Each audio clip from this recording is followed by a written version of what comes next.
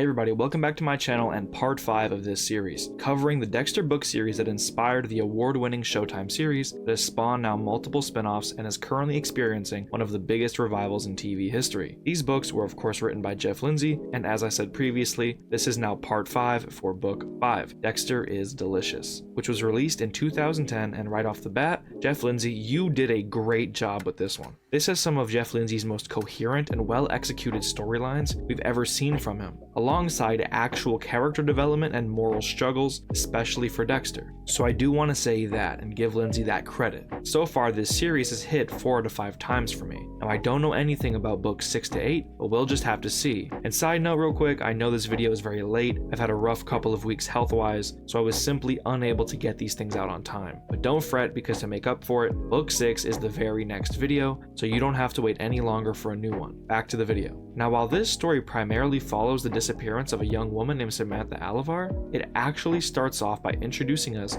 to a new member of the Morgan family, Lillian, Dexter's newborn daughter, who completely changes Dexter's whole view on the world, to the extent that even though the Dark Passenger hasn't gone on vacation like it did in book 3, Dexter no longer wants to kill. He feels genuine love for his newborn child, and he wants to be a good father. He wants to be in that kid's life and experience her first steps, words, and be the kind of man she deserves to have as a father figure. And he can't do that if he's still the slasher we know him as, so he swears off killing. It's time to grow up and be a husband and a father and leave that part of his life in the past, which becomes hard when his past comes back to haunt him a little bit later, but we'll get to that soon. As I mentioned, this book primarily focuses on the disappearance of the aforementioned Samantha Alivar, a student at a preppy rich kid school who got in purely based on merit and not how much money her parents had. This caused her to be a bit of an outsider, and she really only had one friend, Tyler Spanos. Now Tyler was very different to Samantha. She was a wild card, and at face value, you wouldn't expect them to be as good friends as they were. Seemingly nothing in common.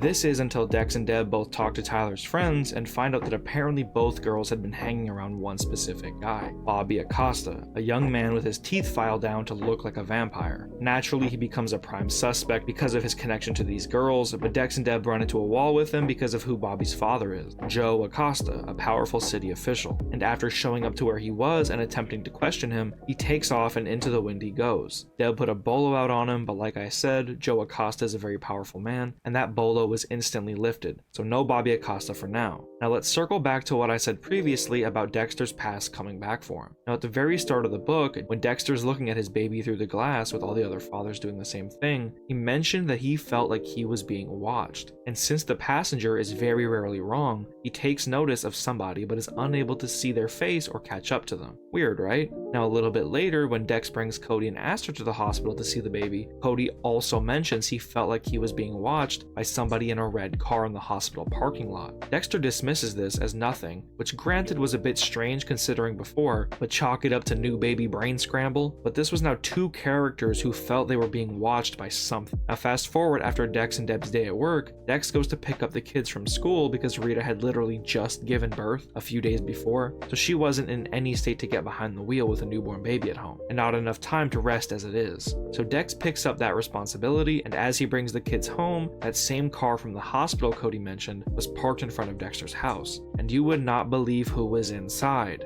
It was Brian, Dexter's older brother from the first book that we haven't seen since that first book, and now he is back and very different than what he was in the show. In book 1, we really didn't get much of Brian. He didn't talk much or show off his personality other than right at the very end. There was no Rudy, there was no relationship with Brian and Deb. He was completely who he was, a killer with no extra character traits or background beyond being Dexter's murderous brother. But in this book, we do see Brian trying to blend in and how he interacts with people he's not actively trying to kill. Brian asks to be shown inside to meet his new niece and sister-in-law. Both Aster and Cody are surprised to know they have an uncle, and after Dexter reluctantly allows Brian in, so is Rita to know she even has a brother-in-law, period. The best way I can describe how Brian interacts with people is, what if Dexter never had Harry to teach him how to act human? He speaks with a perfect vocabulary, puts the nice guy act on 1000, and overall you can tell there's something superficial about everything he's doing. Rita and the kids can't tell though, and they eat it up. Rita is giggling and kicking her feet around Brian, and the kids find him super cool and interesting. And even Dexter puts a point on the fact that Rita's pulling out stops for Brian that she never even did for him. It's kind of funny, but not too much on that right now, because following this, Dexter gets called to a crime scene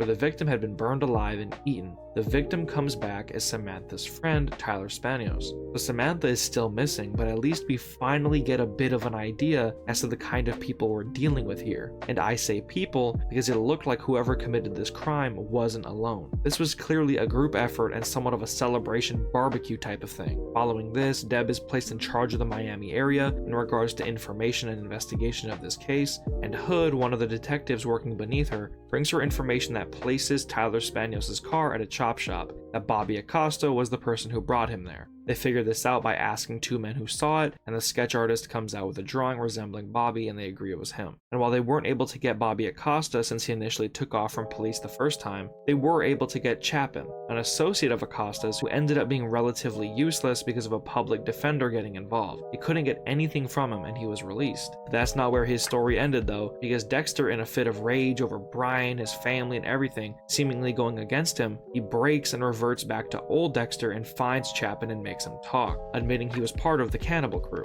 before Dexter puts him away permanently. Dexter's first kill of the book, way deep in the chapters. Following this, Deb's partner Deke is killed. He's a very minor character throughout the book. He doesn't do a whole lot. He's the stereotypical dumb, good-looking cop that just lives to piss off Deb. He shows up eaten, and Dex finds his shirt with a chip from the emo goth nightclub Fang.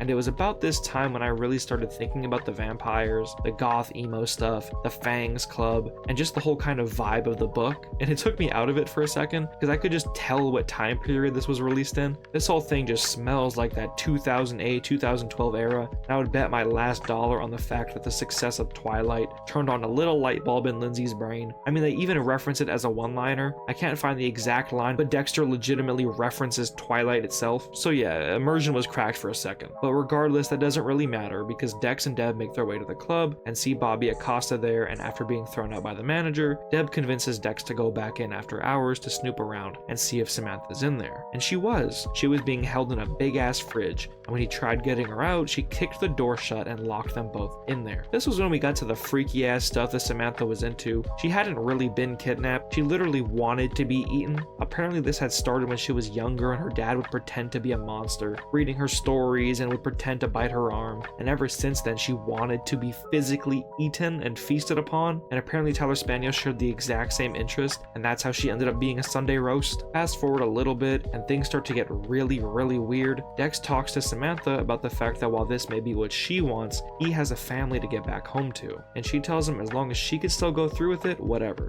However, their plans are foiled and Dex gets his shit rocked by one of the guards and out he goes. He wakes up sometime later and he has Samantha basically nursing him back to health, giving him some water to drink and drinking some of that water herself. And this is no regular water, as we come to figure out. It's actually laced with ecstasy, and in some strange turn of events, Dexter and Samantha, sometime later they get saved by Deb and Shutsky, and this doesn't go over well with Samantha, who then threatens Dexter to lie about the R word in retaliation for saving her. Jesus, man. It doesn't really matter though, because even though Dex was super worried about his whole life being ripped apart and Rita divorcing him, Samantha goes missing again the next day, and even though he doesn't really want to, Dex reluctantly helps Deb try to find Samantha, and they visit the Acostas, because Bobby still really hasn't done anything but completely get off scot-free for these crimes. And while his dad doesn't help out at all, his mom tells the siblings that Bobby is likely at an abandoned amusement park his dad owns, and strangely enough, when Dex, Deb, and Shutsky, they bring him along too, when they come into contact with the cannibal, the leader of it is the stepmom. They engage in a little conflict that ends with all three of our good guys rendered helpless, and the stepmom just starts stabbing Samantha, who they were all gathering around to eat. And just as all hope seems lost, one of the stepmom's guards just kills all the bad guys. This guard is revealed to be Brian, and he saves the day. Another semi-rushed ending sequence, but it's at least been a bit better than the other books. The true ending, however, is since he couldn't help Deb save Samantha, Shutsky just leaves her without a trace. What makes it worse is that Deb is pregnant, and I haven't really touched on it, but Deb actually had a lot of really decent character development through this thing. She talks about how she's kind of jealous of Dex being who he is, starting and having a full marriage and kids before she does, and basically even though he's a monster, he has his life far more together than she does. She also tells him to kill Bobby Acosta as well, which is something very new for her. She's harbored Dexter's dark secret but never actually told him to go act on it,